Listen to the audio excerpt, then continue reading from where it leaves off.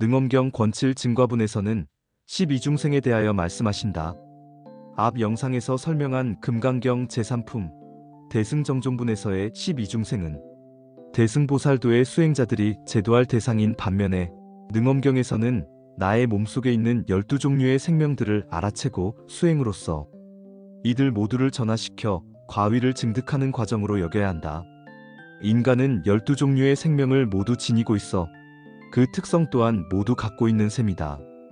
태반 속에서 태어났으니 태생에 해당하고 정자와 난자와 결합하여 생성되었으니 난생에 해당하고 어머니의 뱃속은 습생의 조건이며 음식을 먹어야만 자랄 수 있으니 이런 관점에서는 화생이다. 사람의 신체는 눈으로 볼 수 있는 물리적 형태이므로 유색이지만 생명 자체는 물질적인 것이 아니라서 눈으로 볼 수 없으니 무색이다. 사람들에겐 생각이 있기에 유상이지만 어떤 때는 멍하니 아무 생각이 없어서 무상이다. 스스로 독립적으로 하지 못하고 남의 형세만 의지하면 비유색이고 남의 물건을 취하여 내 것으로 만들기를 좋아하면 비무색이다. 수행을 통하여 때로는 비유상, 비무상의 경계에 들어가기도 한다. 12중생 모두에 해당하는 인간은 참으로 불쌍하다. 하루 세 끼를 먹어도 그 음식의 대부분은 12중생을 위하여 쓰이니 정작 나의 생명을 유지하는 일이 만만치 않다. 이처럼 우주 중의 모든 중생과 각종 현상이 우리 신체 속에 모두 다 들어있는 셈이기에 인체를 소우주라고 한 표현이 마냥 씁쓸하다. 이제 수행하여 과위를 증득하는 측면에서 능엄경의 12중생을 알아보자. 난생. 이습기를 제거하려면 주변 대상의 기에 영향을 받지 않아야 하고 육체적으로 움직임이 없어야 하고 심리적으로 고조되거나 가라앉지 않아야 하고 근원적으로는 실체가 없는 생각을 내려놓아야 한다.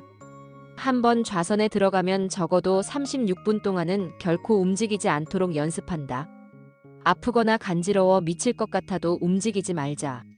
머릿속에서 가을 운동회를 하던 만국박람회를 하던 그냥 모른 채 소가 닭 보듯이 내버려두면 등장인물과 사물이 하나씩 저절로 사라진다. 망상은 손님처럼 왔다가 가는 것, 객진번뇌라고 능엄경에서 말씀하신다. 한편 분위기에 편승하여 움직이는 난생의 습기는 산맞이 구멍으로 들어가는 선나 수행으로서 다스릴 수 있는 바, 그 핵심은 융심과 조식이다. 태생. 이 습기를 제거하려면 평소 정을 잘 통제해서 얽매이지 말아야 하고 성욕을 통제하여 성적인 체액이 흘러나오지 않아야 한다. 마음이 안에서 움직이는 것을 정이라고 하는데 이러한 정은 사람의 음기라서 탁하다. 음기가 쌓이면 애수가 생겨나 업장을 불어나게 하며 업장은 다시 생명을 받게끔 하므로 윤회가 끊이지 않는다. 한편 수행이 깊어지면 깊어질수록 오히려 성욕이 증가할 것인데 이때 적당한 대처법을 모르면 정으로 말미암아 탁해진 정을 정충으로 배출하면서 선정의 기초가 무너진다. 습생. 이 습기를 제거하려면 물리적이던 심리적이던 따뜻함에 집착하지 말아야 하고 자신의 몸과 주거하는 공간을 늘 깨끗이 유지해야 하고 수행을 작정했으면 반드시 시간, 장소, 횟수 기타, 도수를 정해야 하며 한번 정한 수행 지침은 가능한 번복하지 말아야 한다. 습생의 기운이 강력하면 하고 싶은 경향이나 가고 싶은 방향이 특별히 정해지지 않아서 늘 이리저리로 뒤집는다. 따뜻한 방바닥을 이리 구르고 저리 구르거나 어떤 사람이나 조언의 글이 내게 따뜻하게 도움이 되면 그 사람과 그 조언을 맹신한다. 습생의 기운은 수행자가 용맹정진하는 것을 생리적으로나 심리적으로 모두 방해하므로 평소 내 몸의 습한 기운을 살펴 따뜻하고 축축한 곳이 있으면 깨끗이 말려야 한다. 자신의 사주 8개 글자 가운데 천간의 개가 많으면 특별히 주의하자. 화생. 이 화생의 습기를 제거하려면 진득한 성정을 길러야 하고 가능한 임시방편을 쫓지 말고 정법에 맞추어야 하며 특별히 섭생에 주의해야 한다. 화생의 기운이 강력하면 늘 새로운 것만 쫓아다닌다. 우리의 본성은 없어지지도 않고 더러워지지도 않건만 트렌드에 민감하게 반응하며 의식주, 심지어 수행의 방법까지 현대적 기법으로 갈아치우다 보니 작심삼일에 그친다. 유색. 물질적으로는 신체, 의류 기타 물건에 반짝이는 물건을 부착하고 심리적으로는 부귀와 공명, 유명세를 쫓아 자신을 드러내는 것이 유색의 습기이다. 한편 연불산매 기타 수행을 통하여 몸에서 빛을 내고 싶은 마음 또한 유색의 습기가 된다. 열반경에 등장하는 80종류의 신장들의 몸이 비록 정밀한 빛을 발하고 있지만 그들 역시 모두 걸림이 있는 생각을 근원으로 삼았기 때문에 아직 성불하지 못한 중생일 따름이다. 즉, 비록 지극히 정밀하고 지극히 신비한 존재일지라도 윤회의 굴레에서 벗어나지 못하고 전도되었다. 무색. 안으로는 모든 생각을 궁리하여 일념을 이루고 밖으로는 세계 성질을 궁구하여 근기가 예리한 자들은 무르의 공성, 인공의 지혜를 일으켜 무색계로 들어가지 않은 채 곧바로 나머지 36품의 사옥을 끊고 삼계를 벗어난다. 그러나 근기가 둔한 자들은 편공의 이치를 증득하지 못해 버리는 마음의 선정을 계속하면서 무색계로 나아가 오랜 겁을 지내며 36품의 사옥을 끊는다. 그래서 무척 안타깝다. 적지 않은 수행자들이 팔선정 중에 무색계에 공무변처정, 식무변처정, 무소유처정, 비상비비상정이 색계사선정인 색구경천보다 더 높은 경지라고 착각한다. 색구경천 단계의 삼마지 수행에 도달하면 일단 아라한을 증득한 것인데 여기에서 대승보살도로 마음을 돌려 수행하면 대아라한이 되지만 회심하지 않고 무색정을 더 철저하게 닦아가면 소승으로서 두나라한에 그칠 뿐이다. 유상. 나의 기억 속에 있는 사건과 사고를 떠올릴 때마다 그 사건과 사고가 재현되어 나 스스로 만든 환영으로서의 귀, 신, 정, 영의 기운이 엄습해온다. 이때 만약 나의 마음이 어두우면 신이 아니라 귀가 나타나고 나의 마음이 흐트러지면 육신이 뚜렷한 정이 아니라 어딘가 불완전한 몸을 가진 영이 나타난다. 때론 내가 만든 환영이 아니라 중생의 하나로서 이들이 나타날 수도 있는 바 애당초 없는 것으로 여겨 소닥보듯하면 아무런 탈이 없다. 무상.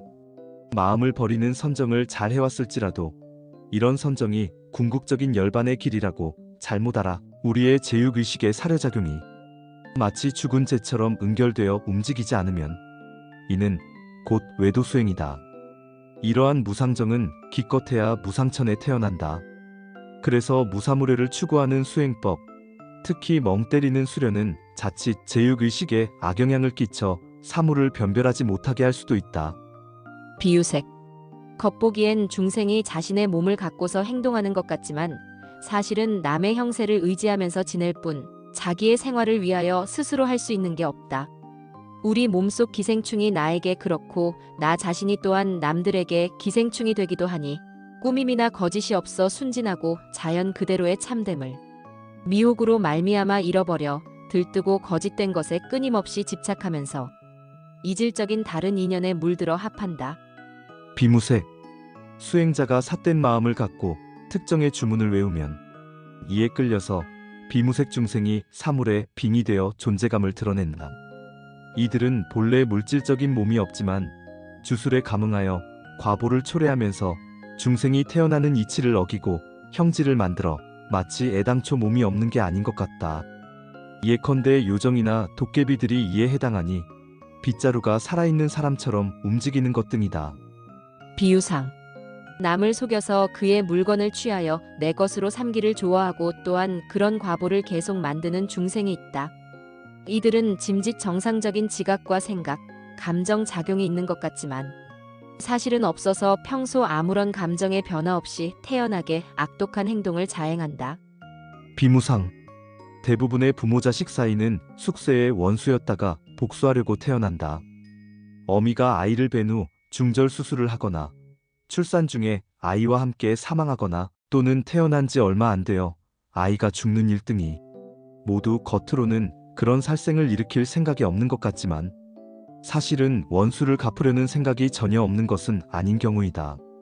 우리 수행자들은 나의 몸속에 있는 12종류의 생명 또는 그러한 습기를 알아채고 수행으로서 이것 모두를 전화시켜야 색계 제4선정의 높은 정의 경계에 도달할 수 있다. 한편 이러한 색신, 즉 물질적 존재로서 형체가 있는 몸의 변화를 유가에서는 기질변화라고 말하는데 이에 대한 상세한 설명은 다른 영상에서 진행한다. 마지막으로 도가에서의 존상법을 잠깐 소개한다. 도가 경전인 황정경에서는 인간의 몸속을 8경으로 나누고 그곳에 24신을 간직하는 수련법이 나온다. 능엄경과 금강경의 관점으로 보면 그들 신 역시 12중생의 하나로서 모두 변화시켜야 할, 제도시켜야 할 대상이다. 그러나 도교는 생명을 중시하고 장생불사를 추구하는 종교이므로 관심의 대상은 치병과 장수를 다루는 것에 있다. 존상법에서의 존은 나의 몸속 신을 간직한다는 뜻이고 상은 나의 몸을 생각한다는 뜻이다. 구체적으로는 밖으로 향하는 감각기관을 닫고 의념에 의하여 몸속 신을 살펴보는 것인데, 이때의 신은 몸속의 어떤 대상과 연결되어 각각 다른 색깔과 크기로 설정한다. 이를 위하여 미리 직접 몸속의 신들을 그림으로 그려서 그것에 집중하는 방식도 있다. 이러한 존상법과 비슷한 수행법으로서 인체 내부의 장부나 기관을 의념으로 보는 내시법이 있고, 고요히 심신이 안정된 상태에서 의념을 신체의 일부분에 집중하는 방법인 수일법이 있으며, 오장을 오행으로 삼아 그 오장에 있는 기의 오르내림을 존상하는 역장법이 있다. 결국 도교에서의 존상법은 자신의 몸속을 황홀한 세계로 꾸미고 그 속에 신을 간직하는 것이므로 능엄경 관점에서의 몸속 세계와는 전혀 다르다. 열반경에 나오는 80종류의 빛나는 신 역시 중생일 따름이고, 특히 능엄경에서는 신선의 지위에 대하여 천인과 인간의 중간이라고 하였다. 어떤 방식의 수련법에 더 마음이 가는지는 우리 각자의 몫이다. 그래서 대승불도를 닦기가 너무 힘들다. 이 영상이 나의 몸속 12중생을 천도하고 나의 습기를 전화시키는 데 도움이 되셨다면 구독과 좋아요를 눌러주세요. 영상을 끝까지 시청해주셔서 감사합니다.